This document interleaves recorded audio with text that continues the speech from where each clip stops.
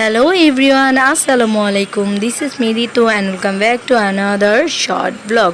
তো গাইস আজকে আয়াতের উদ্দেশ্যে আয়াতকে নিয়ে একটু বাহিরে যাচ্ছি। তো ভাবছি বাহিরে যেহেতু যাচ্ছি তো কেন না তোমাদের সাথে একটি ছোট ব্লগ শেয়ার করা যায়। আয়াতের পাপা এবং আমি আয়াতকে নিয়ে এখন বের হচ্ছি। নার্ভাস?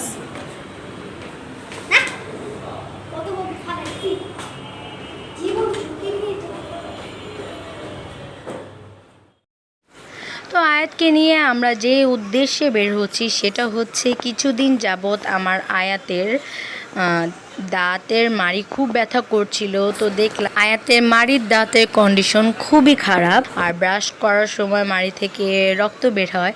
তো ভাবলাম যে আয়াতকে নিয়ে দাঁতের ডাক্তারের কাছে যাই। তো যেই কথা সেই কাজ, তো আজকে আয়াতকে নিয়ে বের হয়েছি ডক্টর দেখানোর জন্য। তো সত্যি বলতে গতকালকেও গিয়েছিলাম ডক্টরের কাছে এবং তার দাঁতের কন্ডিশন দেখে ডক্টর এক্সরে করতে বলেছিল। তো আমরা এক্সরে করে রিপোর্ট নিয়ে ডক্টরকে দেখিয়েছিলাম। ডক্টর বলেছিল আয়াতের দাঁতের মাড়ির কন্ডিশন খুবই খারাপ, সেটা ফেলার সময় হয়ে গিয়েছে। তো এটা কোনোভাবেই নিজে নিজে পড়বে না, এটাকে ডক্টরই ফেলে দিবে। তো বললো যে আজকে কোনোভাবেই ফেলা যাবে না, তোমরা কাল আসো। তো ডক্টরের কথা মতো আমরা আজকে চলে এসেছি তার কাছে এবং সে আমাদের তার এক্সরে রিপোর্টটা দেখিয়ে বোঝাচ্ছিল যে ওর দাঁতের মাড়ি কন্ডিশন কতটা খারাপ হয়ে গিয়েছে, বিকজ সে প্রচণ্ড পরিমাণ চকলেট চিজ জুস খায়। তো একদম দাঁতের অবস্থা খুবই খারাপ। তো যেটা একদম ফেলার সময় হয়ে গেছে সেই দাঁতটাই আজকে ফেলবে। তো আমি খুবই নার্ভাস, কারণ আমি এসব কোনোভাবেই দেখতে পারি না। তো যাই হোক, ছেলের সাথে তো আমার থাকতেই হবে। তো ছেলেকে এখন দাঁত ফেলার জন্য প্রস্তুত করা হচ্ছে। আর আমি কেন জানি আয়াতের থেকে বেশি ভয় পাচ্ছি। আর এইসব দেখে এই যন্ত্রপাতি ওকে বসানো ওকে শোয়ানো এইসব দেখে কেন জানি আমার এত ভয় লাগছিল। আমি ভিডিওটা ঠিকই করছিলাম, বাট আমি চোখও অফ করে রেখেছিলাম। তখন সেখানে এক ভাইয়া আমাকে বলছিল যে আপু, আপনি যদি দেখতে না পারেন বা আপনার কাছে যদি খারাপ লাগে তাহলে আপনি বাইরে গিয়ে দাঁড়ান।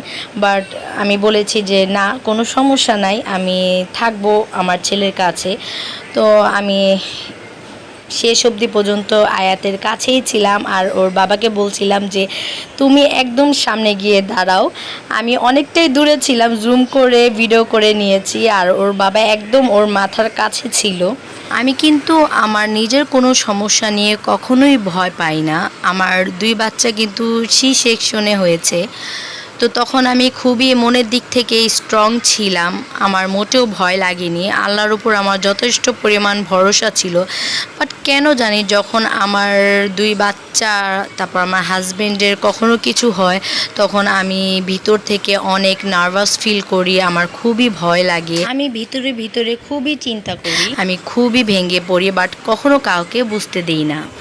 আলহামদুলিল্লাহ খুব সুন্দরভাবে খুব ভালোভাবে ব্যথা ছাড়াই আয়াতের দাঁত ফেলা হয়ে গিয়েছে। আর এই ডক্টর আপুটা খুব যত্ন সহকারে আমার ছেলেকে দাঁতটা ফেলে দিয়েছে এবং আয়াত মাশাআল্লাহ খুবই স্ট্রং, সে আমার থেকেও অনেক স্ট্রং। তো দাঁত ফেলার পরে ডক্টর আপুর কাছে গিয়ে জেনে নিলাম যে তারপরে প্রসেসিং কি করতে হবে আমাদের। তো আয়াতের আরেকটা মাড়ির দাঁতের কন্ডিশনও সেটাও খুব খারাপ, বাট সেটা এখনও ফেলার সময় হয়নি, তাই এখন কোনোভাবেই ফেলা যাবে না। তো আপুটা বলছিল যে আপনারা 6 থেকে 7 মাস পর আসবেন, তখন আমরা সেটা ফেলে দিব। আর এখানে অনেকেরই অনেক ধরনের দাঁতের সমস্যা রয়েছিল, সবারই এখানে ট্রিটমেন্ট চলছে। তো যাই হোক, এখন আমরা বাসায় চলে যাচ্ছি। যেহেতু আয়াত খুব ছোট, তো সে চকলেট জুস চিপস অনবরত খেয়ে থাকে, যার জন্য ওর দাঁতের কন্ডিশন এতই খারাপ হয়ে গিয়েছে যে তার মাড়ির দাঁতগুলো একদম মাড়ির সাথে মিশে গিয়েছে।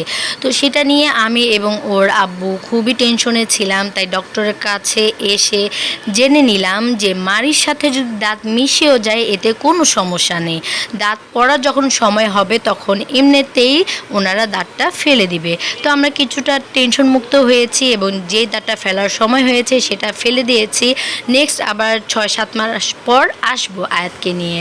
তো যাই হোক, এখন বাসায় চলে যাচ্ছি। সত্যি বলতে আজকে আমার ব্লগ করার কোনো ধরনের প্ল্যান ছিল না, কিন্তু যখন বের হচ্ছিলাম ভাবলাম যে যেহেতু যাচ্ছি ডক্টরের কাছে আয়াতকে নিয়ে, তো কেন না একটা ছোট ব্লগ করা যায়।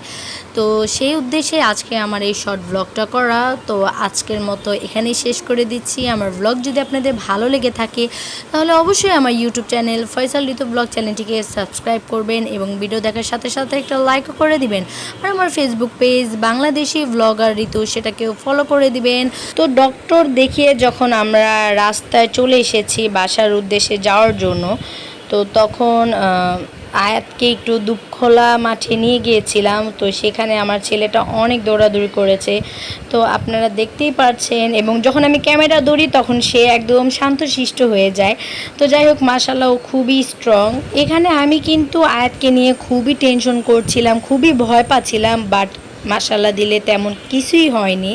তো যাই হোক, আকাশটা একদম মেঘলা মেঘলা হয়ে আছে, যে কোনো সময় বৃষ্টি পড়তে পারে। তাই এখন আমরা বাসার উদ্দেশ্যে রওনা দিব। আপনারা সবাই আমার পরিবারের জন্য দোয়া করবেন। তো আজকের ব্লগটা এখানেই শেষ করছি। নেক্সট ব্লগ দেখার অনুরোধ রইল। সবাই ভালো থাকবেন, সুস্থ থাকবেন। আসসালামু আলাইকুম, আল্লাহ হাফিজ।